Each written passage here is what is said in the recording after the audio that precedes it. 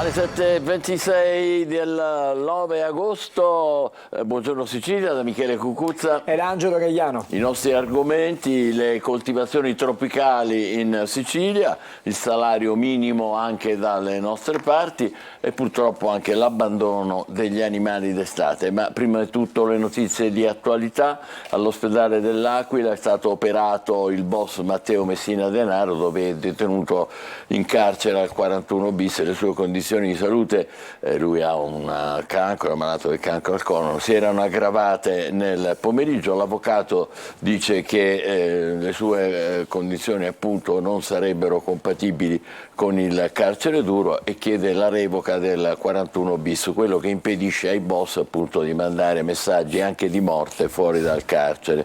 Intanto è stato depositato il verbale degli interrogatori di Messina Denaro, dove lui, contraddicendosi, dice: non mi farò mai pentito, mi avete preso solo per la malattia, la mafia l'ho conosciuta dai giornali. Vediamo.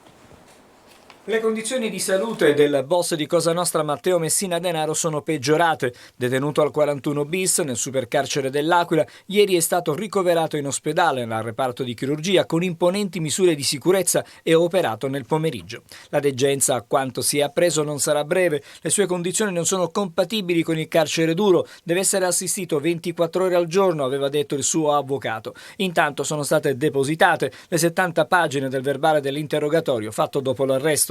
Non voglio fare il superuomo e nemmeno l'arrogante. Voi mi avete preso per la mia malattia, ha detto al procuratore di Palermo Maurizio De Lucia e all'aggiunto Paolo Guido nel corso dell'interrogatorio seguito al suo arresto.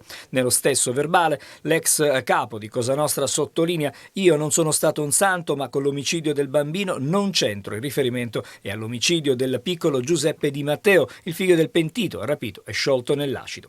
Il boss ha poi aggiunto: io non mi farò mai pentito. Cosa Nostra la conosco dai giornali, ha detto ancora ai magistrati. La mia vita, ha spiegato, non è stata sedentaria, è stata molto avventurosa, movimentata, ammettendo la latitanza e l'avere comprato una pistola, ma di non averla mai usata e di non avere mai fatto omicidi e stragi.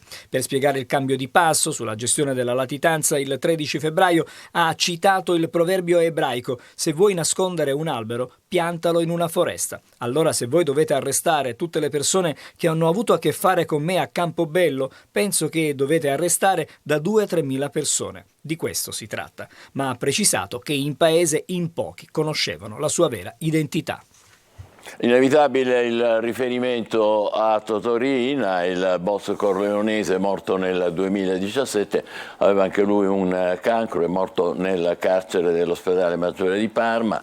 Stava scontando il 41 bis con 26 condanne all'ergastolo e anche all'epoca, siamo nel 2017, ci sono state numerose polemiche naturalmente per la richiesta dei legali, dei familiari di attenuare il 41 bis visto le condizioni di salute dell'ex capo di Cosa Nostra, ma poi alla fine non è stato scarcerato. Passiamo al caro voli. Dunque il governo corre ai ripari, con un decreto legge ha stabilito dei limiti alle politiche tariffarie delle compagnie che soprattutto nei collegamenti con la Sicilia e la Sardegna, ma il caro voli qua e là resiste. Domani per esempio con ITA su Roma-Catania si pagano 420 euro, per Linate-Catania si varia da 300 a 375 euro, insomma più in generale diciamo che ci sono prezzi a macchia di leopardo. Vediamo. Il governo corre ai ripari contro il caro voli. Con un decreto legge ha stabilito dei limiti alle politiche tariffarie delle compagnie aeree nei collegamenti con la Sicilia e la Sardegna. Se l'obiettivo sarà raggiunto si vedrà nei prossimi giorni. Al momento le agenzie di viaggio da noi interpellate ci parlano di prezzi a macchia di leopardo. Il costo più basso registrato è un Catania-Roma solo andata di 87 euro, una cifra che in agosto non si vedeva da tempo, ma i prezzi cambiano di ora in ora. Già domani raggiungere la capitale dalla città dell'elefante non si riuscirà a spendere meno di 120 euro e a seconda dell'orario viene chiesta una cifra che supera i 400 euro. Per un Palermo-Roma occorrono minimo 200 euro. Si riuscirà davvero già da questo agosto a volare senza che ci siano prezzi esorbitanti? La partita sembra tutt'altro che chiusa. I paletti posti dal governo alle politiche tariffarie hanno già provocato una levata di scudi delle rappresentanze e le compagnie aeree Ibar e Assa Aereo, che considerano le soluzioni punitive per il settore in contrasto con la normativa penisola europea. Insorgono le compagnie low cost e critiche arrivano anche da Asso Utenti. Secondo l'associazione il decreto non risolverà il problema del caro voli, in quanto interesserà solo i voli nazionali con le isole e interverrà solo per aumenti superiori al 200%, tagliando fuori le altre tratte. Soddisfatto invece il presidente della regione siciliana Renato Schifani, che considera l'intervento del governo un importante passo avanti per garantire ai siciliani e ai viaggiatori in generale il diritto a raggiungere l'isola senza dover pagare cifre elevatissime. Intanto a Fontanarossa è tornato alla normalità dopo un incendio. I sindacati, e la UIL in particolare, chiedono che le polveri nocive causate dal rogo temono che possano incidere sulla salute di chi lavora lì, è costretto a spostarsi naturalmente da un reparto all'altro in continuazione ed è obbligato a portare le mascherine. Bene, vogliamo vedere, Angelo, cosa dicono i quotidiani siciliani? Siciliani e non solo, stamattina parlano tantissimo di Matteo Messina Denaro. La Sicilia nelle pagine interne, come possiamo già vedere, scrive le parole di Messina Denaro ai magistrati: mi avete preso per la malattia. In 70 pagine di verbale il boss ha respinto ogni accusa, non sono mafioso. Questo sulla Sicilia di Catania, discorso analogo anche sulla edizione di Repubblica Palermo: non sono mafioso e non ho fatto stragi, l'ultima sfida di Messina Denaro. Queste le parole al procuratore di Palermo nel corso dell'interrogatorio che è stato effettuato subito dopo il suo arresto. Dicevamo anche le pagine nazionali parlano di questa vicenda. Il Corriere della Sera: Messina Denaro al procuratore, da latitante giocava a poker. Il boss nel primo interrogatorio dopo l'arresto: non mi pentirò mai. Queste le sue parole virgolettate fra le altre cose riportate dal Corriere. Siamo invece sulla Stampa di Torino: l'ultima sfida del padrino, titola il giornale piemontese. Il boss Matteo Messina Denaro operato e ricoverato all'Aquila, l'interrogatorio dopo il fermo: non sono mafioso e non mi pento, mi hanno preso perché malato, illegale, non può stare al 41 bis. E poi c'è una spiegazione di quello che è il 41 bis, cioè il carcere duro, virgolettato, è un regime di detenzione che prevede l'isolamento dei condannati in celle individuali contenenti solo un letto, un tavolo, una sedia inchiodata a terra. Al suo interno il detenuto è controllato 24 ore su 24. Le ultime righe sono fondamentali. Il detenuto non può avere contatti con l'esterno e all'interno del carcere. Questo è, diciamo, quindi non può mandare messaggi. Assolutamente, l'obiettivo è proprio questo. Dicevamo, questa è la notizia che abbiamo visto su tutti i quotidiani. Repubblica abbiamo preso la pagina regionale, ma ne parla anche sulla pagina diciamo nazionale. Adesso torniamo invece alle altre notizie del giorno. La prima pagina della Sicilia di Catania, di Messina Denaro abbiamo parlato, però vedi, si parla ancora di ombre mafiose nei comuni. Il governo ha azzerato il consiglio comunale di Palagonia, grosso centro della provincia di Catania. E poi si ritorna a parlare della stangata sulle banche, che è stata una giornata devastante, disastrosa per le quotazioni delle banche in borsa. Mano tesa agli istituti, prelievo minore per chi alzerà i tassi sui depositi. E poi la vicenda del caro voli, c'è un'intervista al ministro Urso: Sicilia, basta aste dei voli e pratiche scorrette verso l'isola, Fontanarossa sia un vero hub. Questo è l'auspicio, molto bello, molto positivo del ministro. La benzina, ce ne siamo occupati nel corso della trasmissione di ieri: i prezzi si impennano, in una settimana aumentano di 7 centesimi, l'abbiamo anticipato proprio ieri nel corso del nostro Buongiorno Sicilia. Una valle di sorprese è quello che si scrive anche con questa fotonotizia sulla Sicilia: all'ombra dei templi di Agrigento, ritrovati reperti risalenti al 406 avanti Che Cristo. bello, guarda. Sono delle scoperte, dei ritrovamenti importantissimi. E poi lasciamo la prima pagina della Sicilia e andiamo alle pagine interne, perché lo abbiamo sentito, il ministro dice basta con l'asta dei voli, la norma sarà rispettata, stop alle pratiche scorrette verso Sicilia e Sardegna, fare di Fontanarossa un vero hub perché Catania crescerà nei chip, quindi è quello che si auspica il ministro, insomma, che sta lavorando tantissimo, sta cercando, insomma, in qualche modo di dare una mano alla nostra isola. E poi ancora l'impennata dei prezzi della benzina, perché qui c'è sempre il solito discorso: in una settimana sono cresciuti fino a 7 centesimi al litro, toccando i massimi da un anno. Le opposizioni e consumatori all'attacco del governo, provvedimenti inefficaci, bisogna tagliare le accise. Come si diceva ieri, proprio qua, esattamente. Questo è, diciamo, l'unico rimedio per poter abbassare i prezzi dei carburanti. La pagina dedicata alla città di Catania, la parte della Sicilia, come possiamo vedere, si torna a parlare dell'aeroporto, tutele per chi lavora.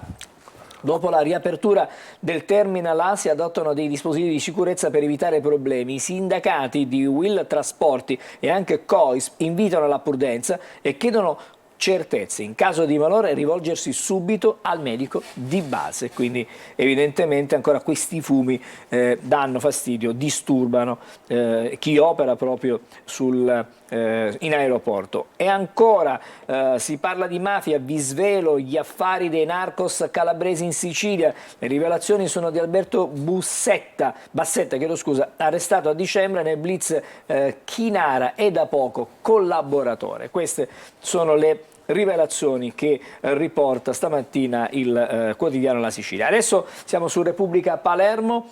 Il titolo è dedicato alle vacanze, diciamo così, al Ferragosto siciliano, che però non è sold out. Il turismo si scopre fragile. Taormina, capitale delle vacanze, non registra il tutto esaurito. Alle Egadi calo del 10%, l'effetto Fontanarossa, quello che scrive stamattina. Inevitabile l'effetto Fontanarossa. E ancora il calmiere del caro voli può attendere, Palermo-Roma costa 300 euro, come abbiamo già parlato, questa è la situazione in questo momento. E poi c'è un reportage, la situazione è davvero triste e desolante. Borgo Nuovo, cenere e futuro incerto. Questa è la figura, l'immagine di una zona, insomma, di Palermo, un quartiere davvero abbandonato così, abbandonato, desolante, quello che abbiamo visto. Ferragosto senza boom è il titolo scelto per le pagine interne. Niente sold out a Taormina e l'effetto Fontanarossa. La settimana consacrata alle vacanze non fa registrare il tutto esaurito nelle località più rinomate. In provincia di Trapani si registra un calo di presenze pari al 20%.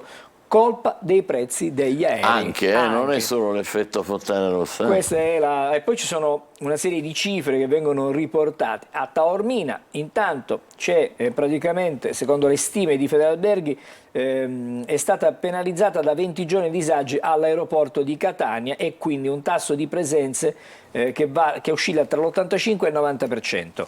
Alle Egadi, invece, c'è un calo tra il 10 e il 20%, questa alle Olie, chiedo scusa, e poi alla Egadi si continua a perdere presenze, 10%. Questa è la fotografia, che non è certamente edificante per la nostra isola da un punto di vista chiaramente del turismo. Il caro voli che resiste, Roma-Palermo costa 300 euro, scattano maxi tariffe nel prossimo weekend in attesa del calmiere stabilito per decreto. L'ENAC, il libero mercato, non può impedire la mobilità, quello che scrive dunque l'ENAC, è una sorta di richiamo anche a questi prezzi che di tanto in tanto schizzano con valori che sono difficili da controllare. E poi c'è un'emergenza a Palermo, che è sempre quella dei rifiuti, perché la situazione non è facile a Palermo. Metà dei mezzi, lo dice la RAP, che è la società che si occupa della raccolta dei rifiuti, è fuori uso. Dunque a rilento e ci sono le nuove discariche in strada, che quello non mancano. Eloquente quella foto, non male. Quindi possiamo vedere, l'azienda ha predisposto turni straordinari, ma deve fare i conti anche con i 2 milioni di danni causati dall'incendio di Bellolampo, che non è poco. Anche questo incide parecchio su quella che è la situazione certamente per la raccolta dei rifiuti a Palermo. Adesso andiamo a leggere anche la prima pagina del giornale di Sicilia, che ha l'apertura su Matteo Messina Denaro. la malattia e le bugie del boss. Ecco, Così. questo qua è il titolo più esplicito, gli altri sono stati un po' più prudenti nel fare il titolo. Messina Denaro operato, intanto fanno discutere i verbali con le prime parole dopo la cattura. La mafia? Ne ho letto solo sui giornali, io estraneo alle stragi non mi pentirò mai. Queste sono Cioè le se sue uno parole. è estraneo, di che cosa si deve pentire? La domanda. E poi c'è l'appello dei legali, è grave, via dal carcere duro, un caso le sue affermazioni, i miei rapporti a Campobello ne dovevano arrestare 3.000, quello che scrive, quello che dice Matteo Messina. Chiamata di correo poco efficace secondo me, anche se è vero che le complicità sono state numerose. E poi leggiamo ancora, per l'ambiente, Armao è il nuovo presidente del CTS, riforma della commissione che autorizza gli impianti, in giunta pure altre nomine. E poi fondi dell'Unione Europea da salvare. La manovra si arena, in ballo ci sono 81 milioni, sono sempre soldi che si rischia di perdere, molti progetti bloccati riguardano i rifiuti, ma l'assessore lascia il vertice. Insomma, non c'è stato accordo, non c'è accordo, la situazione non è idilliaca e non è facile. Alla luce 60 reperti dell'antica Agragas. Cioè, questa è fantastica, è la conferma del bisogno di lasciare immagini di se stessi anche in epoche remotissime. Questa è una delle statuette che sono state ritrovate proprio nella valle dei Templi. Altre notizie, una spaccata e bottino da 30.000 euro, tutto questo a Palermo dove c'è una serie di reati, di rapine proprio con il sistema della spaccata, altra tegola sulla rappa, 40 operai reset da assumere, conti a rischio, quindi non solo l'emergenza diciamo, dei mezzi, non solo il fatto che ci sono questi incendi, non solo i 2 milioni che sono persi, adesso arriva quest'altro, costo 1,6 milioni, varchi, cerchiamo la conciliazione, quindi la situazione è questa. E poi c'è stata una scoperta molto interessante tra Mazara e Sciacca. Nel canale di Sicilia sono stati scoperti 3 vulcani sommersi. 6 km di larghezza, si elevano per oltre 150 metri dal fondo. È interessantissimo questo. Naturalmente sono spenti, stiamo tranquilli. No, però è quello che raccontano gli scienziati, i ricercatori. Certo. E poi andiamo a chiudere la rassegna stampa regionale con la Gazzetta del Sud. Fontanarossa, si parla di emergenza continua. I sindacati denunciano condizioni di lavoro insostenibili, lo scalo catanese sconta ancora gravi disagi. Trasporti nello stretto, prima riunione del tavolo dell'area integrata. A Messina, ne parlavamo ieri. E poi un paio di notizie ancora, le banche stangate, un aiutino alla manovra, quello che scrive stamattina la Gazzetta del Sud. La Wagner guarda anche al Niger, la domanda che viene stamattina che viene fatta. Ah sì, non c'è dubbio. Non ci sono dubbi, parlare il segretario di Stato degli Stati Uniti, mercenari pronti a spostarsi su un altro fronte caldo, in Ucraina ci sono stati 11 morti in 24 ore. Questa è la conferma che lui è ancora forte, Prigozhin, e Putin è debole. Lui si trova ovunque, si trova in Bielorussia e anche in Africa, praticamente c'è di tutto nelle sue operazioni. Direi di fermarci, se siete d'accordo. Fermiamoci qua, grazie Angelo. Tra pochissimo parleremo invece dei quotidiani nazionali che tu in parte hai già anticipato a proposito di Messina Denaro. State con noi, buongiorno Sicilia.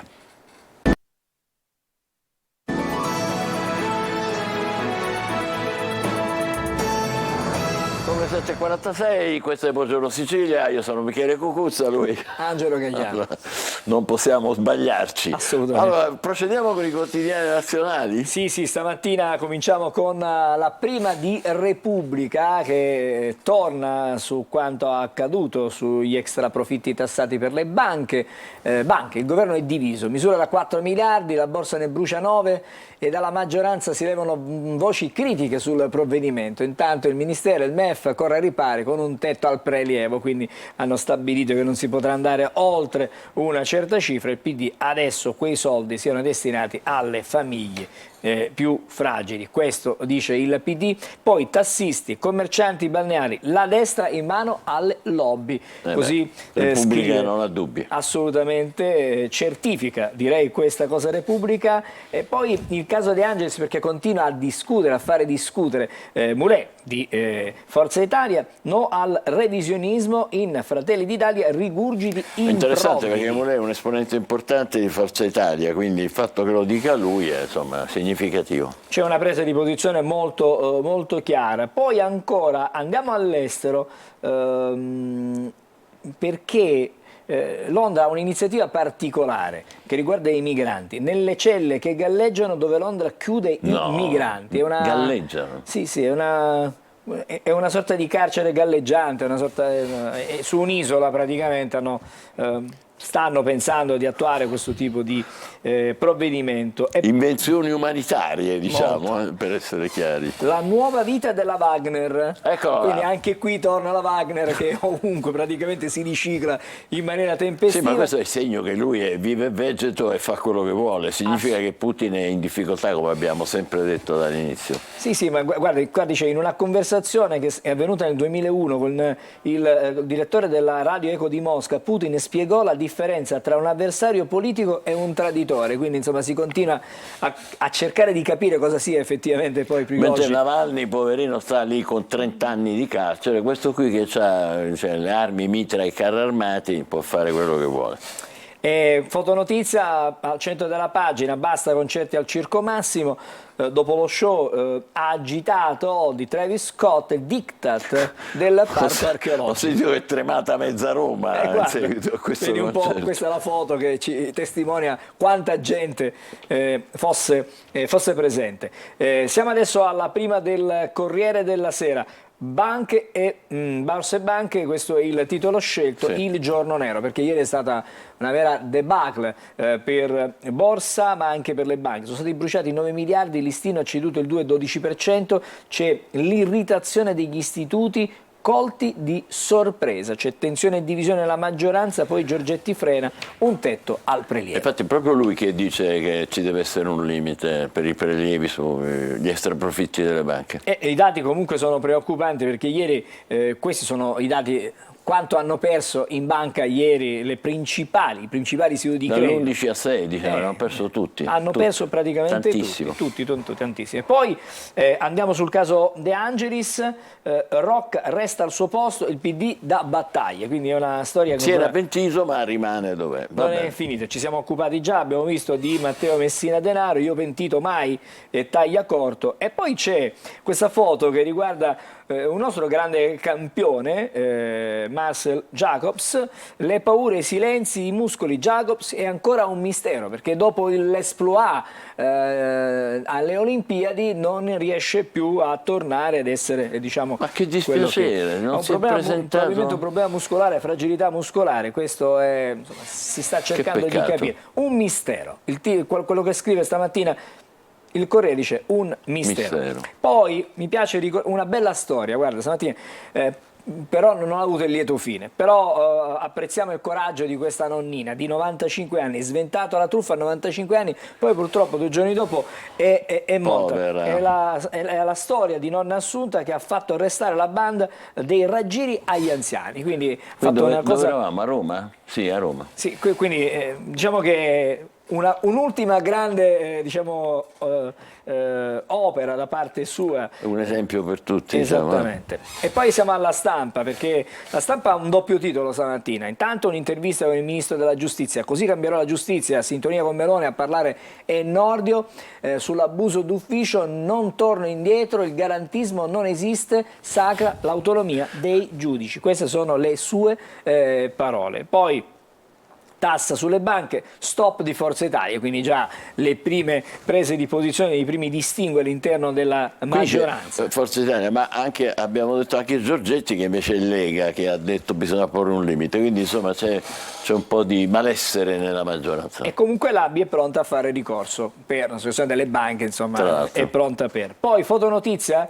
Bella questa immagine. Penso sempre positivo. Giovanotti, sappiamo dell'incidente avuto in bici, l'estate della caduta in bici tra ospedali e amici, qui lo vediamo con Gianni Morandi. Certo, Giovanotti, brutto colpo per lui, sarà insomma dura la ripresa, però sappiamo che ha grande... Bella la solidarietà di Gianni Morandi, è vero? grande forza. E poi si torna a parlare spesso di questo tema, e la stampa è presente anche stamattina. Avere 20 anni, oggi l'ansia Green Generation e le colpe dei genitori. Sì, sì.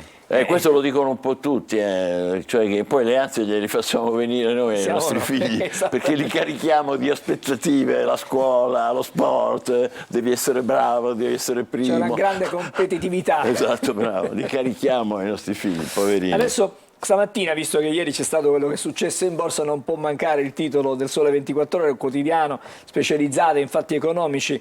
La tassa affonda le banche, si parla della borsa, i banchieri scelgono il silenzio e preparano la trattativa. Colpo imprevisto sul semestre d'oro, azionisti e clienti, ecco cosa cambia, quindi sono un poco di spiegazioni. E poi fotonotizia, vertice sull'Amazzonia, fermare la deforestazione dal 2030. C'è stato un magari, summit speriamo. Di 8 paesi in Brasile e si spera insomma di poter fare qualcosa. Perché da lì dipende molto anche del nostro benessere, proprio dalla foresta amazzonica. E adesso il Messaggero, aiuti per fisco e caro mutui con la tassa sugli extra profitti, la dote di circa 2 miliardi destinata al taglio del cuneo e al fondo casa, le banche giù in borsa, il governo alleggerisce i parametri per il prelievo. Ecco, il Messaggero è il primo che spiega a che cosa potrebbero servire questi prelievi sugli extra profitti, cioè fisco per, diciamo così, alleggerire, immagino, la pressione fiscale e caro mutui, i mutui delle case che sono cresciuti proprio perché sono aumentati i tassi che hanno favorito le banche. E poi leggiamo ancora sulla prima pagina, c'è una fotonotizia, la Bullock, ho perso l'uomo della mia vita, il dolore dell'attrice per la morte del compagno, Brian Randall, questa brutta notizia che viene sottolineata in prima pagina dal Messaggero. Adesso il Fatto Quotidiano, vediamo cosa ci riserva stamattina. Meloni grillina anti-Giorgetti. Conte, ora tassi, farmaci ed armi. Questo è, diciamo, la grillina. È grillina perché la proposta del Movimento 5 Stelle è stata bocciata 8 volte e ora è stata copiata sugli extra profitti alle banche. Insomma, e quindi c'è questo filone che porta la Meloni. Beh, è interessante questa cosa, non lo ricordavo che l'avessero proposto tante volte e poi alla fine era sempre stato bocciato. E stavolta è andata in porto e quindi si associa la Meloni ai grillini. Anche le banche piangono, il titolo stamattina del giornale Reazione dei Bello però, è un po' cattivo ma è bello. Sì. La tassa sugli extra profitti, terremoto alla borsa, Piazza Affari la peggiore d'Europa, bruciati oltre 9 miliardi, ma Giorgetti, Eccolo. Ci sarà un tetto. Giorgetti subito frena un po'.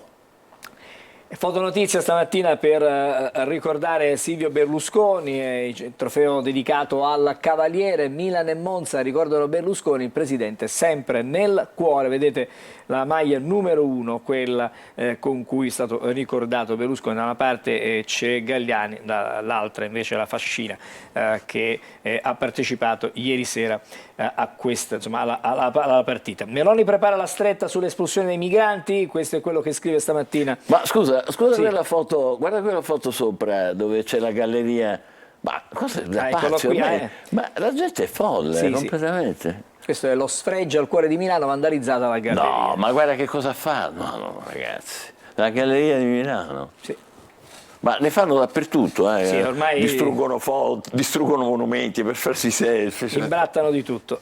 Questa insomma, una forma di arte in qualche modo per qualcuno. Giusto. È una forma anche street art. Esattamente. Sinistra sbancata, guarda il titolo di Libero stamattina. Il governo aiuta i più deboli, il centrodestra tassa le banche per aiutare le famiglie e tratta sui salari. Crolla la balla dell'esecutivo antipoveri, Dem e Movimento 5 Stelle balbettano.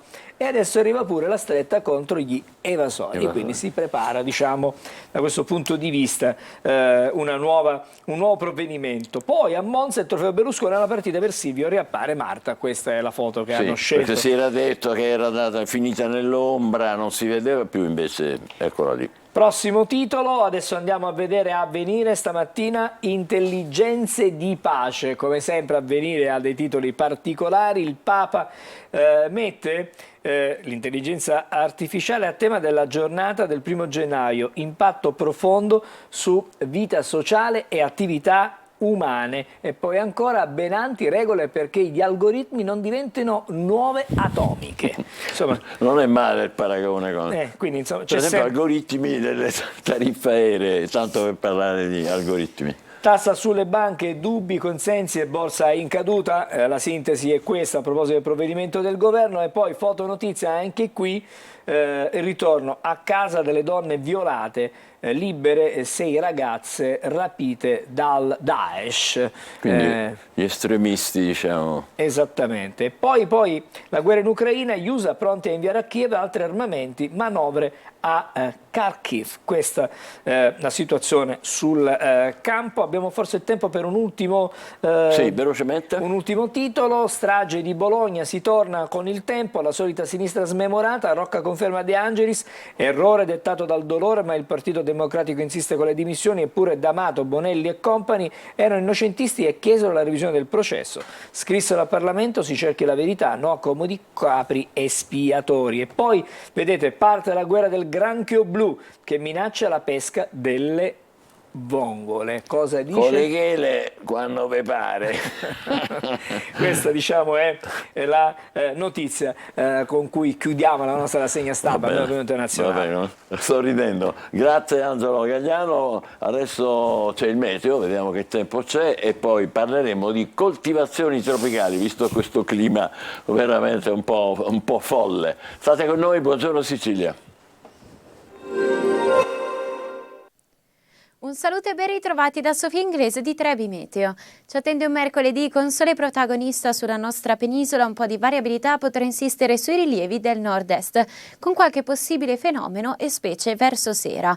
Sole prevalente anche sulla Sicilia, con qualche velatura in transito senza conseguenze. La ventilazione debole o a regime di brezza lungo le zone costiere, a tratti sostenuta, con mari infatti che risulteranno da poco mossi a localmente mossi e specie al largo.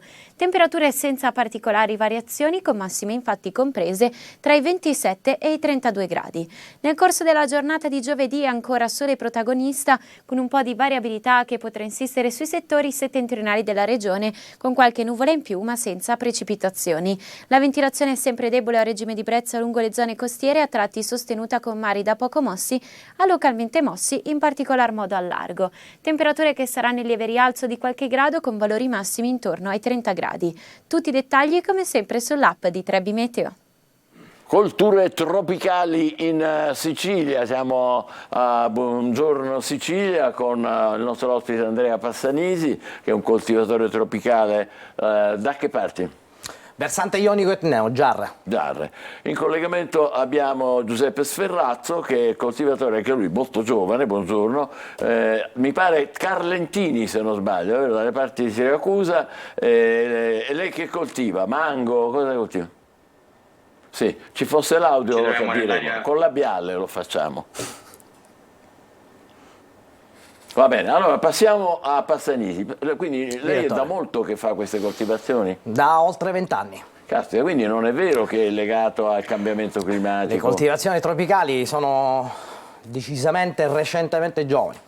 Diversamente di come se ne parli, effettivamente sono cambiati i tempi, cambia la comunicazione, ma di tropicale in Sicilia i primi impianti, o meglio i primi studi e successivamente i primi impianti di tropicali in Sicilia su alcuni versanti risalgono agli anni 60, agli anni 70. Bene. Certo erano tempi diversi, abbiamo avuto l'università e alcuni tecnici che hanno supportato questi studi qui, poi alcuni imprenditori lungimiranti, ma si riscontravano grandi successi da un punto di vista culturale, quindi nella crescita degli impianti, ma pochi successi da un punto di vista commerciale. Effettivamente da qualche anno che se ne parla, io ho iniziato molto giovane, ho avuto la fortuna di poter decidere di voler fare agricoltura e di puntare sul tropicale. E questo che stiamo vedendo sono immagini che si riferiscono, immagino, dalle sue parti o no? Sì, siamo alle pendici dell'Etna, questo è uno dei nostri impianti di avocado in questo caso. Avocado. È una bella un bel video dove si racconta anche il territorio. Davvero, immagini molto belle, e poi sono estesissime queste coltivazioni, e uno pensa a cose piccole, invece non è vero. Allora, le piante, trovando casa, perché è una questione di combinazione di esigenza culturale con la vocazione del territorio. Se ci sono queste condizioni qui, quindi trova casa, le piante di avocado, di mango crescono vigorose e rigogliose. L'importante è che producono, e questo è un aspetto essenziale per l'imprenditore. Complimenti veramente. Qui siamo a Giarre. Invece se andiamo a Carlentini con Giuseppe Sferrazzo, lei che cosa coltiva? Noi in azienda coltiviamo mango, in particolare Kensington Pride, una delle prime cultivar che è arrivata qui in Sicilia da noi. Si estende per circa 3 ettari, no? Nel nostro territorio aziendale, che invece è un'azienda principalmente agrumicola.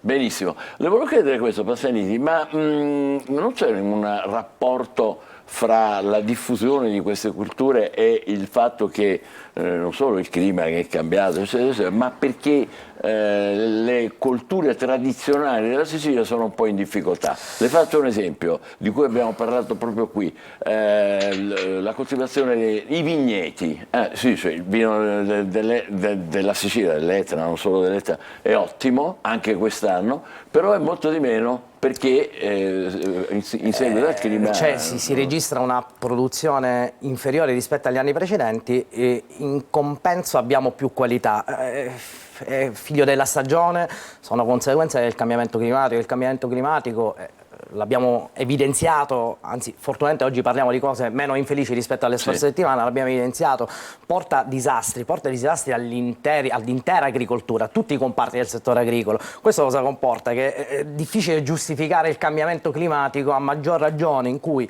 le scorse settimane proprio il cambiamento climatico ha evidenziato dei limiti in tutti i comparti, specialmente nel tropicale. È una conseguenza, ci sono annate positive, annate negative, noi lo mettiamo in conto, ma il tropicale, per questo accennavo, c'è bisogno di una determinata vocazione del territorio affinché il tropicale cresca, produca, se no sono guai. Lei è Giarre, ma dov'è che si può coltivare? In altre parti della Sicilia? I versanti più vocati sono la fascia tirrenica e la fascia ionica.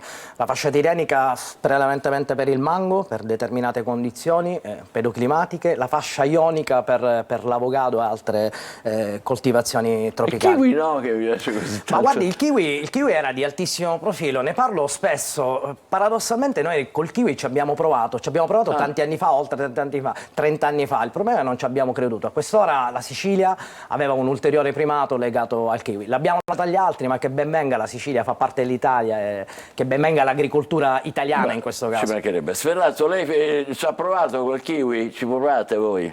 Lì a Carlentini? No. Siamo a Carlentini, sì, con il kiwi no. Ci ho pensato tante volte, vista la mia giovane età e anche gli studi fatti ad Agraria, no? All'Università di Catania.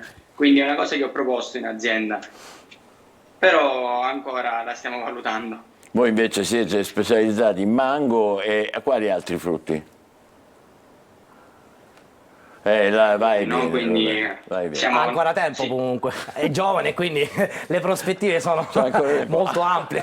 Anche per farsi sentire ha ancora tempo, va bene. Ma volevo parlare con lei di una cosa che non c'entra nulla con le sue coltivazioni, però ci aiuta un po' a capire le cose. La peronospora, che è una malattia che riguarda proprio l'incubo di chi ha i vigneti, è vero? E quest'anno dice che si fa sentire parecchio. Si fa sentire parecchio perché abbiamo avuto una primavera molto umida. La peronospora è l'incubo di tutti, ma non c'è solo la peronospora per quel settore, ci sono tante virosi. Il problema è che le virosi poi vengono amplificate durante il periodo di umidità. Il periodo di umidità, per quanto riguarda il tropicale, fa bene all'avocado, fa un po' male al mango. Ecco, sono condizioni che poi influiscono sulla crescita, sull'annata, influiscono anche sulla produttività e anche sulla qualità. Dobbiamo stare attenti in questo, per questo dico l'agricoltura non è un'operazione economica, è cercare di combinare l'esigenza agronomica di una pianta con la vocazione del territorio. Se non ci sono le condizioni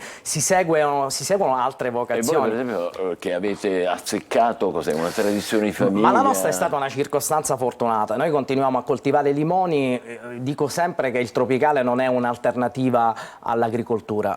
Io credo nell'agricoltura perché l'agricoltura è la possibilità di poter continuare quelle che sono le tradizioni della nostra isola, perché l'agricoltura ha plasmato la nostra regione. Si segue la vocazione del territorio, se ci sono le condizioni, affiancare a una coltura tradizionale una cultura innovativa, ma non possiamo non pensare alle arance e ai limoni che sono i pilastri della nostra Sicilia. Mi creda, ci sono aziende virtuose nel comparto agrumicolo che avanzano spedite sul comparto non solo agrumicolo, sulla filiera commerciale, quindi va tutto bene se viene fatto bene, è una questione di qualità, è una questione di conoscenza anche del comparto stesso, delle esigenze di una pianta. Oggi c'è internet è molto depistaggio, si parla sempre di tropicale che l'agricoltura non va, dipende dai comparti, dipende dai momenti anche commerciali, poi, perché per il esempio, commercio è certo. un su e giù nel periodo. Nel periodo.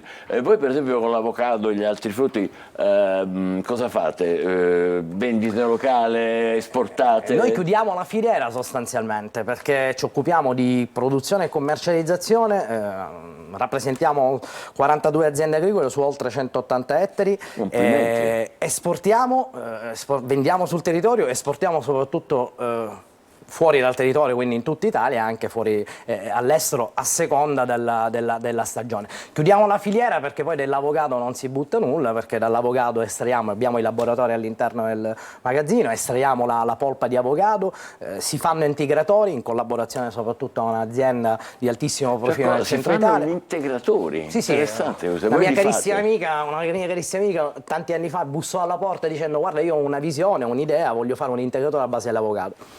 E io ho detto: guarda, sfondi una porta aperta, perché io penso che ognuno deve seguire la propria attitudine. Non era la mia attitudine, ho trovato una ragazza in gamba che ha sviluppato questo progetto e sta andando molto forte.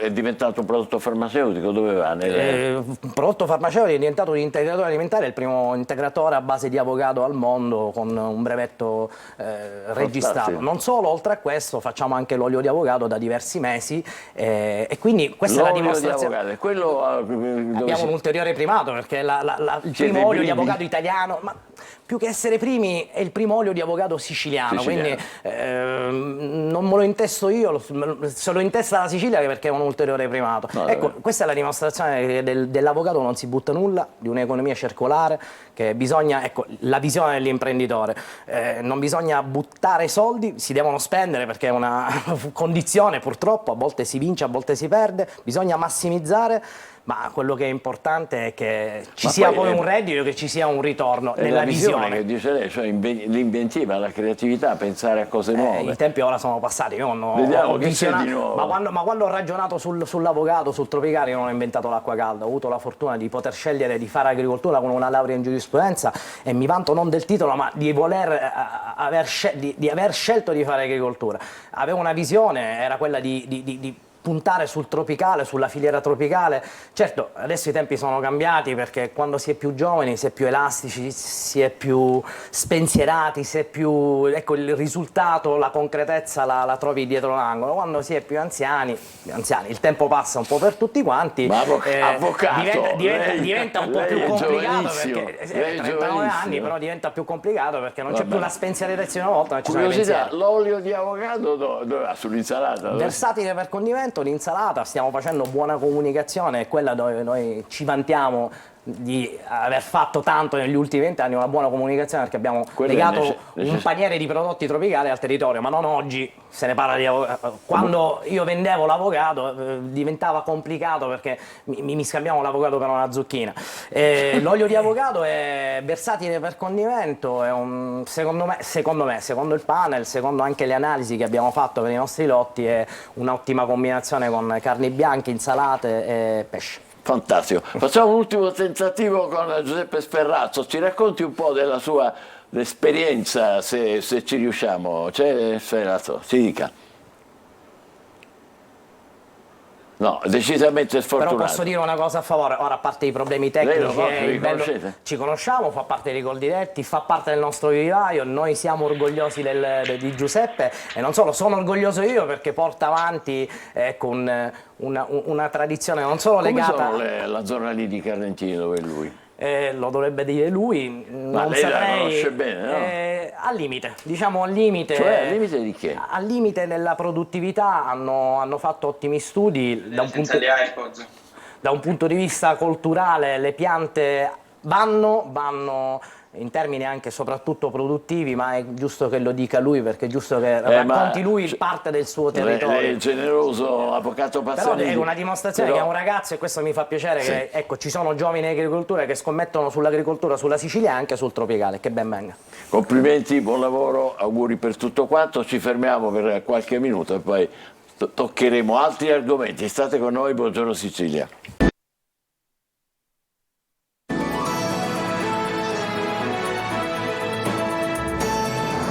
8:15, buongiorno Sicilia, parliamo di salario minimo con Giuseppe D'Aquila che è segretario confederale della CGIL di Catania. Le dico subito la battuta che circola sui quotidiani di oggi: siccome venerdì la Meloni, il Presidente del Consiglio, ha invitato diciamo così, tutte le forze che non fanno parte del centrodestra, tranne mi pare Renzi che non ci voglia andare, allora l'ha chiamata, già hanno detto la linea rossa come ai tempi delle telefonate della guerra fredda. Possiamo vedere anche, Michele, tra guarda, Washington e Mosca. Ce l'hai tu? C'è una foto vediamo, tra la Schlein e il Presidente del Consiglio. Sì. Eccolo qui, fissa per l'11 l'incontro.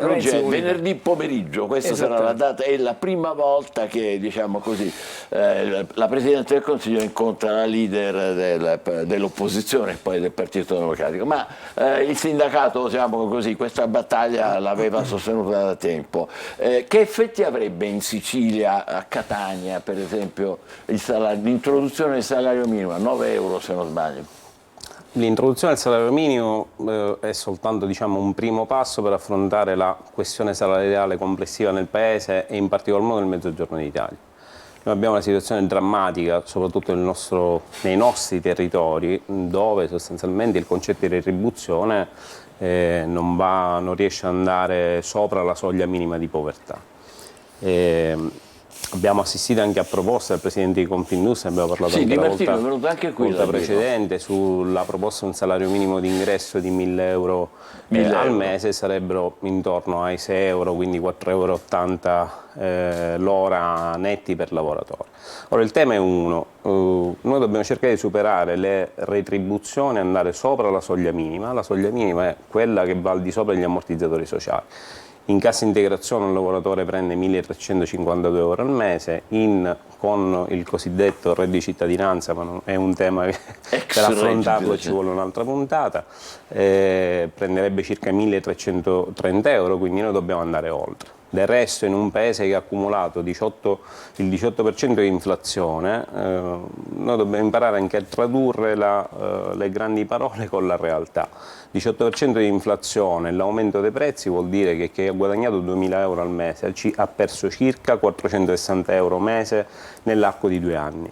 Non nell'arco di 2 anni, ogni anno per 2 anni, e quindi sono circa 5.600 euro l'anno, quindi noi dobbiamo andare a recuperare tutto questo. Ecco, questo è interessante, cioè la vostra proposta è semplicemente per recuperare, non si tratta di come dire, incrementare di chissà quanto. Questo è il tema sul salario minimo. Poi abbiamo tutto il tema sulle retribuzioni di questo Paese, che è inconcepibile non renderle sostanzialmente adeguate al mercato. Per esempio all'Europa? Per esempio all'Europa, ma io mi concentrerei su Catania. Catania può dare, è un esempio di grande opportunità. Vediamolo. Dove abbiamo visto sostanzialmente che realtà dove pagano la professionalità, pagano la formazione, investono innanzitutto sulle persone, ST e Trisan ne sono un esempio, l'Acciaieria di Sicilia ne sono un esempio. Queste sono le realtà che riescono a fare più investimenti in Italia, in Europa e nel mondo. Quindi il binomio poco salario meno sviluppo è chiaro che non funziona. E noi a Catania abbiamo enormi opportunità, quindi se noi basiamo una condizione salariale che guarda a concetti di grande eccellenza verso le direttrici del futuro, digitalizzazione da un lato, transizione energetica da un altro lato, noi siamo nelle condizioni di mettere a sistema tutta una serie di questioni che da lungo tempo non riusciamo ad affrontare complessivamente, e per questo mi piacerebbe affrontare un tema di questo tipo con il Presidente di Confindustria piuttosto che con le istituzioni locali, per determinare quella condizione di sistema e di sviluppo che va oltre la condizione del salario minimo. Magari un confronto lo possiamo organizzare qua, Buongiorno Sicilia, con grande piacere. La Confindustria. Le volevo chiedere, ma quello che diceva per Catania vale per l'intera regione? Quello che dico per Catania vale per l'intera regione, la regione sostanzialmente che è stata e continua ad essere a mio parere una regione a vocazione industriale. Abbiamo dei processi di transizione energetica fra Priolo, Milazzo e Gela che sono di grandissima eccellenza, che comunque si svilupperanno. Ci sono tutti i processi delle raffinerie che guardano a dinamiche differenti, anche qui ci vorrebbe un'altra puntata per affrontarli. Abbiamo tutta una serie di eccellenze, l'agromicoltura, ma lo stesso settore dei servizi. Abbiamo visto quello che è accaduto sull'impatto sul turismo quando si va a inceppare un meccanismo. Queste sono cose che purtroppo, se non riusciamo a determinare un piano A, un piano B, un piano C in una logica di sistema, poi riscontriamo le difficoltà che abbiamo avuto. Tra le resistenze al salario minimo ci sono quelli che dicono può incrementare poi il lavoro nero, perché uno dice l'imprenditore, fra virgolette, quello che è, ci si spaventa e dice beh allora facciamolo a nero.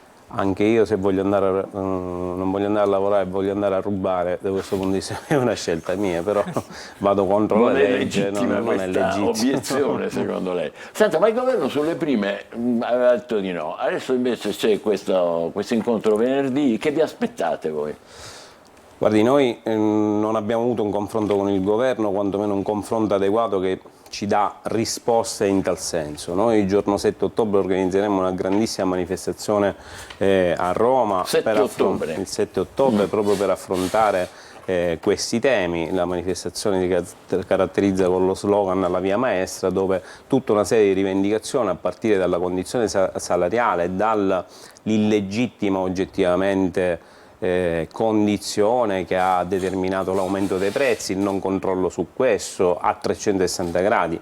Ricordo a tutti quanti che non è vero che il conflitto bellico ha determinato l'aumento dei costi energetici. I costi energetici sono aumentati molto prima, l'ha determinato sostanzialmente una speculazione a livello europeo incontrollata. Anche lì il governo nazionale da questo punto di vista, a differenza delle altre nazioni europee, la Spagna e la Germania ad esempio, piuttosto che la Francia, hanno dei sistemi che hanno potuto determinare un controllo diverso sull'aumento di queste tariffe. Noi su questo non agiamo sui salari, non rinnoviamo i contratti, abbiamo ancora un livello di precarietà talmente alto, ormai gestito sostanzialmente dai contratti pirata, ce ne sono circa 800 registrati. Che vuol dire contratto pirata? Contratto pirata vuol dire un accordo fra un'azienda e un sindacato neocostituito che rappresenta pochissime persone, dove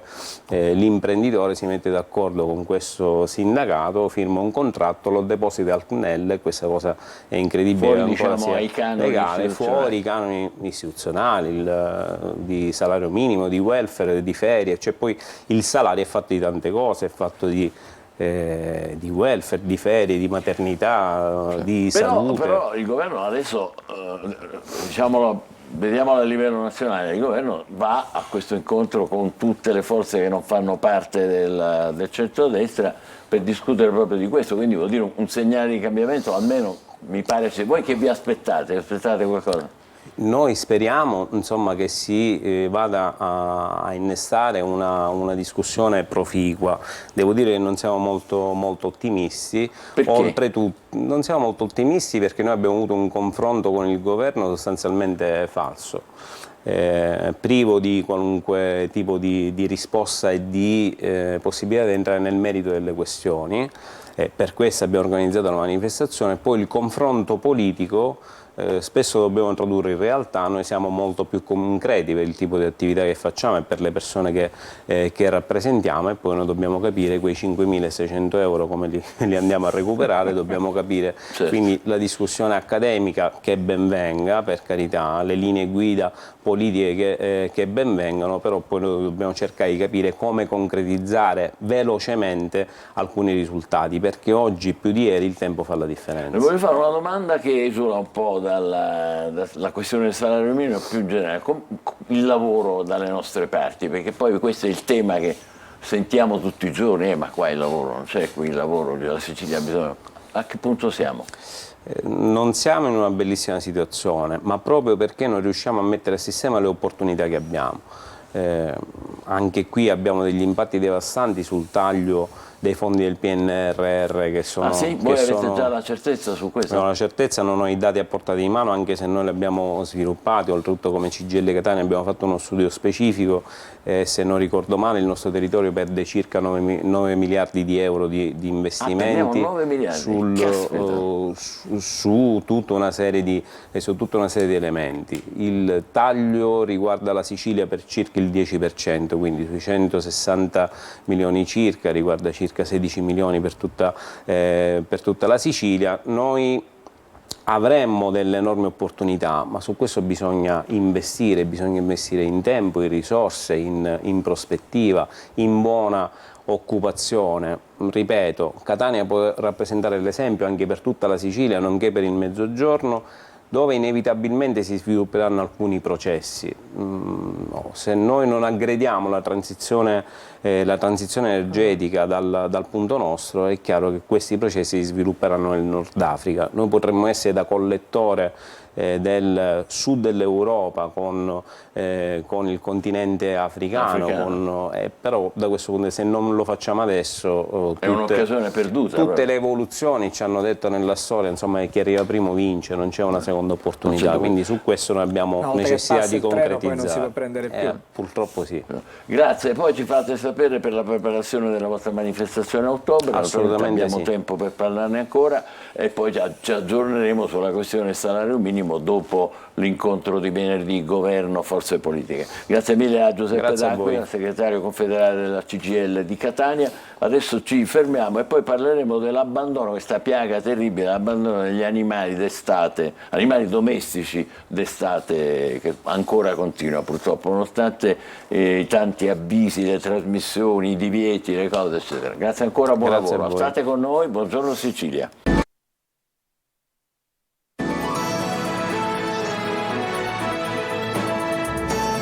Buongiorno Sicilia, abbiamo un ospite a cui diamo il benvenuta Stefania Raineri, presidente della sezione dell'ENPA, l'ente protezione degli animali di Acireale. Parliamo purtroppo di abbandono degli animali.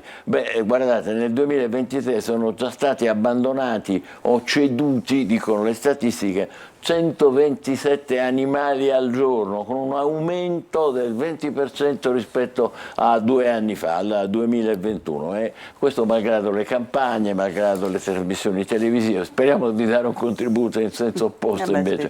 Dalle nostre parti com'è la situazione dell'abbandono degli animali domestici? Forse è la più drammatica rispetto a tutto il resto d'Italia, perché nel meridione non esiste proprio il concetto di rispetto nei confronti degli animali. Diciamo che da questo punto di vista siamo rimasti ancora parecchio indietro, ma io attribuisco questo proprio alle amministrazioni che non sono incisive, perché il lavoro di noi volontari ha dell'incredibile, quasi da supereroe a tutti gli effetti, ma le amministrazioni sono molto... Ma cosa dovrebbero fare le amministrazioni? Le amministrazioni dovrebbero considerare il problema del randagismo un'azione che devono assolvere. Cioè occuparsene. Assolutamente. È assurdo che ancora io debba sentire dobbiamo pensare ai bambini, che per carità è ovvio, è ovvio, ma è inammissibile che non si voglia prendere la responsabilità, non si vogliano prendere la responsabilità di dire dobbiamo pensare ai bambini, agli anziani, a tutti i cittadini e anche agli animali. Ma io rimango colpito dal fatto che anche a Catania, come nelle Catania perché lavoriamo qua, ma anche come nelle città più grandi, Roma, Milano, cioè, si vede tantissima gente col cagnolino in giro da sola, perché la solitudine spesso si compensa con l'animale, e poi che fanno? Veramente se ne liberano, non ci posso credere. Sì, se ne liberano. Alcuni perché finisce il gioco, il giocato, il passatempo, altri, cioè veramente qui hanno una fantasia per giustificare un'azione indegna che supera qualsiasi regista a questo punto, devo dire. Si fanno venire delle allergie improvvise, dei trasferimenti improvvisi.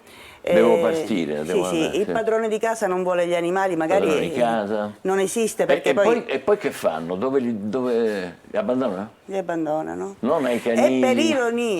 E per ironia abbandonano più i gatti rispetto ai cani, perché tutto sommato la prevenzione con il microchip ha funzionato.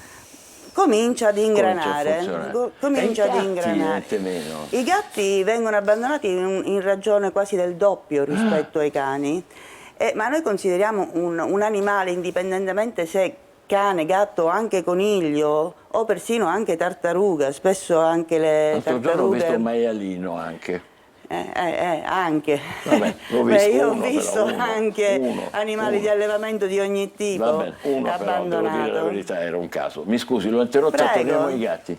Sì, cioè indipendentemente appunto se si sta parlando di cani o gatti, i gatti sono gli abbandonati in assoluto anche dalle amministrazioni che non contemplano neanche un gattile, mentre hanno l'obbligo del canile che sia suo o in convenzione, quindi di un privato. Il gatto non ha nulla. Non c'è una struttura pubblica. Non esiste una struttura, non esiste il concetto di voler aiutare il gatto, di ospitare il gatto, di farsi collaborare anche dai volontari. Già, come potreste essere voi o organizzazioni simili. Però adesso, se lei permette, vediamo il problema da un altro punto di vista. Ci sono sempre di più invece le persone che vogliono portarli con sé gli animali, diciamo così. E le strutture non aiutano. È vero. E le strutture non Facciamo aiutano. degli esempi. Per esempio, il ministro Salvini ha detto che chi abbandona nelle strade gli vuole revocare la patente e stimolare gli enti locali perché adottino delle misure, diciamo, di sostegno a chi vuol fare questo. Beh, se dovesse trattarsi di una sola azione come questa, lascia il tempo che trova, ovviamente. Ma più azioni volte a questo cioè non basta dire no, assolutamente. Io se ti vedo una signora di 70 anni che gliene può importare di avere ritirata la patente, ma sono proprio le vecchie generazioni che non se ne creano. Io ho visto degli atti di assoluta crudeltà giustificati con naturalezza, come mettere una persona anziana, per lei è normale mettere del veleno per topi, poco importa se vanno cani e gatti e mangiano, io non voglio animali. Ma non si crea un rapporto di affetto? Non c'è la cultura, soprattutto da parte di determinate persone, non c'è la cultura di avere rispetto nei confronti degli animali, quindi tutto va bene, tutto fa... Eppure però se li accompagnano per un sì, periodo no, della non vita. hanno nessun problema, ma infatti questi animali si ritrovano tenuti in cattività, diciamo, sì. Quindi non capaci di procacciarsi il cibo, di sostenersi, si ritrovano in una situazione di totale sconforto, di panico. Perché sono disabituati. Assolutamente, non hanno più idea, non hanno idea. Alcuni pensano di fare la cosa giusta lanciando cuccioli o cani al di là delle recinzioni dove sanno che ci sono altri cani, condannandoli a morte perché ovviamente dei cani che non riconoscono li vedono come degli estranei, li attaccano e li sbranano. Molte volte è successo. Idem per i gatti. Tutto questo non porta poi ad incrementare il fenomeno del randagismo? Assolutamente sì. Abbiamo... Assolutamente sì. Quindi per questo io dico una sola azione come quella del ministro Salvini di sospendere la patente è fine a se stessa, se non viene contro... È già qualcosa, però... Perché se io dico lascio il cane e mi vedono... Ma lei deve pensare che qui, soprattutto in Sicilia, siamo così indietro rispetto ai risultati ottenuti al nord con la sterilizzazione, perché quando l'Italia ha scelto di non sopprimere più gli animali ma ha scelto la sterilizzazione, il centro-nord Italia ha seguito quella rotta e io non credo che al nord esista il randagismo. Può esserci il caso singolo, è descritto anche in trasmissioni televisive, anche se ne parla. Ma lì c'è il caso singolo, il cane, che poi io so benissimo, le persone appena vedono un cane vagare al nord subito chiamano le autorità, viene preso e portato in cane. Questo non succede qua, è la polizia municipale per prima che dice vabbè, lasciatelo libero, hanno lo status di animale libero. Non è vero, perché le nostre leggi dicono che il cane va preso, va portato in struttura, se non reclamato va sterilizzato e poi se si fa richiesta può essere anche rimesso nel territorio. Quindi senza voler fare il razzismo solito, la Sicilia, le cose che ormai è superato. Non è razzismo, ma è realtà. È realtà. Cioè, qui c'è però come dire, la voglia di essere accompagnati per un periodo da un animale domestico, generalmente e poi con una crudeltà indicibile, li abbandonano, ma dandosi tante spiegazioni anche. Cosa bisogna fare? Sì, allora le sterilizzazioni, noi quando diamo in adozione un animale lo diamo sterilizzato o con obbligo di sterilizzazione da parte dell'ASP e dei comuni, quindi non noi, perché poi è fine a se stesso una volta che si fa il passaggio di proprietà. Andare dove ci sono gli allevamenti, ecco, molti cani padronali escono fuori da lì. Molte cucciolate vengono gettate per strada da questi allevamenti ed essere anche molto incisivi con i proprietari di animali. E con questi proprietari fare che? La sterilizzazione. Ecco. È quella che è non procedere con la sterilizzazione che poi provoca o procura tutte queste cucciolate e quindi tutta questo numero spropositato di animali vaganti nel territorio. Quindi non è solo il singolo atto di questo crudele cittadino che lega ad un palo un cane, è proprio la mentalità che non funziona, è tutta la mentalità, perché se si trattasse solo di quello non avremmo questi numeri. Questi fenomeni. Quindi sterilizzazione e poi diffusione di strutture come assolutamente, andare dentro gli allevamenti, costringere alla sterilizzazione, ci sono i mezzi per diciamo costringere tra virgolette, che sarebbe il test del DNA, che noi abbiamo preso un po' in giro quando anni fa se ne parlò, però effettivamente ha una sua ragione, un suo motivo d'essere, perché il test del DNA, se tu allevatore non vuoi sterilizzare il tuo cane, facciamo il test del DNA. A quel punto tutte le cucciolate che noi andremo a prendere per strada, perché il test viene inserito in una banca dati, se corrisponde, se c'è lì e poi salta l'abbandono di animale, che è un reato penale, e viene denunciato. Perché l'abbandono di animale è un reato penale. Ricordiamo. È un reato penale, adesso sì, è un reato dal 2004. Tutti gli animali, non solo il cane. Tutti. Gli animali che hanno acquisito le abitudini appunto dove non riescono ad autosostenersi. Beh, ci fermiamo qui provvisoriamente, naturalmente sono informazioni che lasciano un po' con l'amaro in bocca, come si suol dire. Speriamo che le cose possano cambiare, soprattutto secondo i suggerimenti che ci vengono da Stefania Raineri, presidente dell'EMPA di Acireale. Grazie per essere stata con noi. A voi. E adesso un sorriso, tanto per cambiare atmosfera. In attesa di andare in vacanza, perché poi si andava in vacanza. E per andare in vacanza ovviamente c'era una preparazione durante l'anno. Dovete sapere che per noi napoletani la meta turistica era la Calabria. Ma chiunque di voi è andato almeno una volta in Calabria non ha incontrato un calabrese, ma un napoletano. Mia mamma partiva il 25 aprile, il giorno della liberazione, per andare a affittare la casa. Per i calabresi era il giorno dell'attacco. Mia mamma e mio padre se ne andavano a parlare in italiano perché dovevano convincere il calabrese. Mia mamma citofonava, scendeva il padrone di casa, mia mamma doveva affittare la casa. Mia mamma è una che quando parla inizia a toccare, sistema la gente, toglie i pelucchi, che se non ce l'hai addosso se li porta proprio lei, a professionista. Noi siamo una famiglia tranquilla e vorremmo fare dei giorni in Calabria. Interveniva mio padre, uomo anni 80, con lo stereo, basettone, tutto vestito in marrone, in velluto, Guardava mia mamma e diceva, touch. Noi animali appresso non ce ne portiamo. Quel giorno a mia suocera la lasciamo sull'autostrada. Un solo animale ci portiamo appresso. È un uccellino, ma la mattina le canzoni non le canta, le scrive. Il calabrese affittava casa, si tornava a Napoli, si partiva il 31 luglio perché prima le vacanze erano un mese. Si partiva il 31 luglio alle 4 del mattino per non trovare traffico, la famosa partenza intelligente.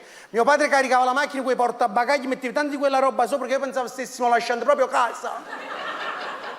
Papà attaccava quei bagagli con quelle molle elastiche gialle, blu, nere e viola e attaccava sotto la macchina che non sapevano manco più gli sportelli. Io ero bambino, ero emozionato, non vedevo l'ora di partire, il mio unico bagaglio era il pallone alle 4 del mattino, signori, è un'esperienza mia personale. Scendeva un mio parente che io tutto l'anno non lo vedevo mai. Quella mattina scendeva alle 4, veniva vicino alla macchina, guardava a papà, guardava a me e diceva state attenti mo che partite. Perché a Lago Negro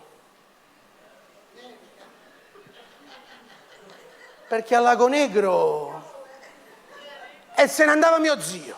Io ero bambino, non sapevo che cazzo doveva succedere a Lago Negro.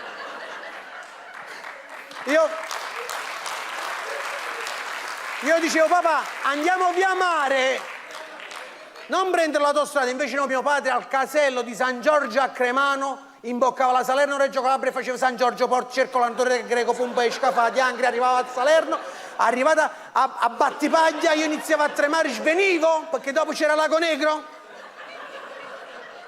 Mi risvegliavo direttamente in Calabria ed eravamo la famiglia modello. Io, mia mamma, mio padre e mio fratello non volava una mosca.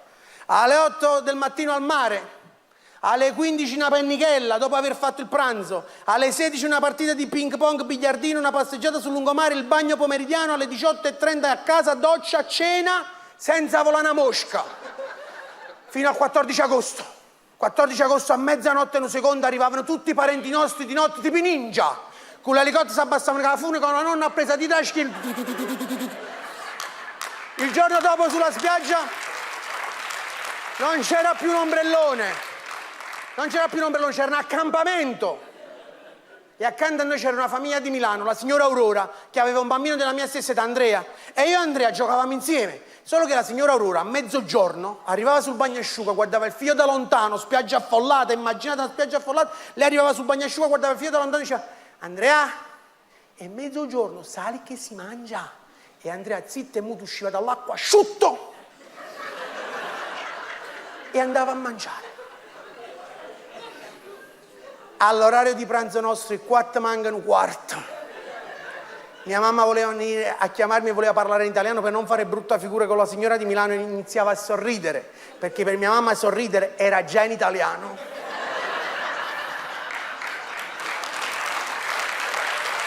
Mia mamma arrivava sul bagnasciugo con quel pareo attaccato giusto con la punta e dopo mangiato con l'etichetta bianca interna, zatteroni di sughero e polpaccio alla Bruscolotti, vecchio difensore del Napoli, tallone duro tipo scorze grana padano, mignolo sull'alluce, smalto rosso e dita incriccate di un anno con un callo a pallina che mia mamma usava da biberon da mettere in bocca a mio fratello per farlo stare zitto.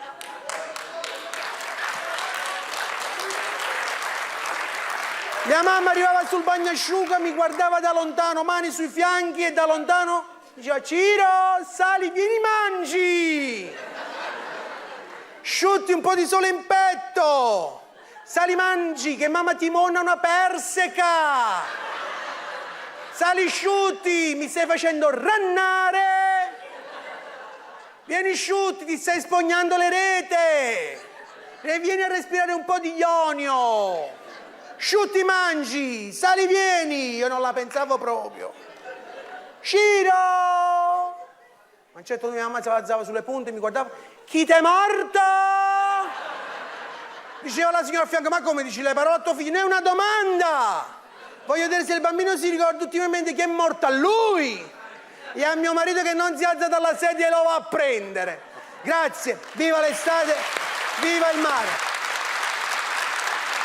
Bravissimo, domani alle 21:30 insieme. Angelo, vogliamo vedere ancora un po' di quotidiani? Sì, un paio di notizie ancora perché parliamo di clima. Ne abbiamo parlato oggi? il cambiamento, scrivono stamattina su Repubblica, è colpa dell'uomo, lo dirò agli scettici. A parlare e Corvaro, appena nominato dal governo italiano, è un esperto praticamente, Francesco Corvaro. Esattamente, associato in fisica tecnica industriale al Politecnico delle Marche, un esperto di clima. Ma a proposito, ne abbiamo parlato prima di clima, l'Amazzonia, no? Cioè lo stop previsto alla deforestazione, 100 miliardi per salvare il polmone verde del pianeta. Ma magari, bellissimo. Cioè, questo è in vista del cambiamento climatico, si avvicina sempre più il punto di non ritorno e in Brasile si apre proprio il vertice di Belém. Questa è la situazione a proposito di clima. E allora invece parliamo, ne abbiamo parlato tanto di smart working, durante il Covid è diventato, diciamo, un modo per continuare a lavorare da casa, per non fermare le attività. C'è il ribaltone di Zoom, che è una piattaforma dove si fanno collegamenti in video. I lavoratori adesso sono richiamati in azienda. Cioè, non più da remoto, ma si lavora in azienda. Vis-à-vis. Il boom con il Covid.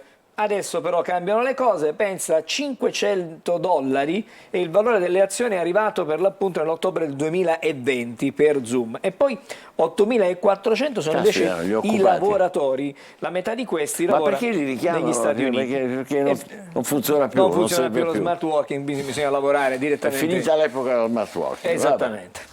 Oh. Allora invece andiamo indietro nel tempo noi e vediamo cosa è capitato il 9 agosto di molti anni fa, per esempio del 48 a.C., cioè qui proprio andiamo, lezioni di storia in breve. Va bene. Il giorno della battaglia di Farsalo, nella quale Giulio Cesare inflisse una sconfitta decisiva a Pompeo, che infatti fu costretto a rifugiarsi in Egitto, e lì Cleopatra, eccetera, eccetera. Vabbè. Facciamo un balzo in avanti di un po' di anni. 9 agosto 1173 cominciano i lavori per la costruzione della Torre di Pisa. Le fondamenta però cominciano a cedere molto presto e allora ci fu un'interruzione di 100 anni, pensa, prima che riprendessero i lavori per il suo completamento. Però non sono riusciti a raddrizzarla. 9 agosto, ma del 1564, il re di Francia Carlo IX stabilisce con l'editto di Rossiglione che in Francia l'anno nuovo sarebbe cominciato il 1° gennaio. Perché prima ognuno faceva come gli pareva, insomma. Cominciava a Natale, da una parte a Carnevale, addirittura a Pasqua. Passarono poi 20 anni prima che Papa Gregorio rendesse ufficiale il nuovo calendario per tutta la cristianità, e quindi il primo dell'anno è il 1° di gennaio. Vabbè. Allora, Giovanni Gnifetti, che era un sacerdote della Valsesia, che il 9 agosto del 1842 ha condotto 8 suoi parrocchiani sulla cima del Monte Rosa a 4.500 metri, e da quel momento questa cima ha preso il suo nome, Cima Gnifetti. Gnifetti, non Giletti, Gnifetti. Vabbè. Poi devo dirlo io questo, sì. L'8 agosto del 1866 è anche il giorno in cui, scusate, Giuseppe Garibaldi, guardate la firma autografa, bellissima, ha inviato al generale La Marmora il famoso telegramma "Obbedisco", vedete, si distingue bene, si riesce a leggere. In basso a sinistra, obbedisco, G. Garibaldi, l'eroe dei due mondi, dovette così fermare la sua marcia vittoriosa verso Trento contro gli austriaci durante la sua terza guerra di indipendenza. 9 agosto 1918 a Creston, nel Rhode Island, nasceva Robert Aldrich, che è regista americano, grande innovatore nel linguaggio cinematografico con il film Che fine ha fatto Baby Jane, soprattutto quella sporca ultima. Bellissimo quel film lì. E poi ancora, 9 agosto 1930, c'è un debutto importante, quello di Betty Boop, nel cartone animato Dizzy Digest, un'icona spiritosa e sensuale che ha segnato un'epoca. Il 9 agosto del 69 a Los Angeles si consuma quello che passerà alla storia come l'eccidio di Cielo Drive, in cui Charles Manson Ha assassinato 8 persone, fra cui la bellissima attrice e bravissima Sharon Tate, attrice 26enne, moglie di Roman Polanski.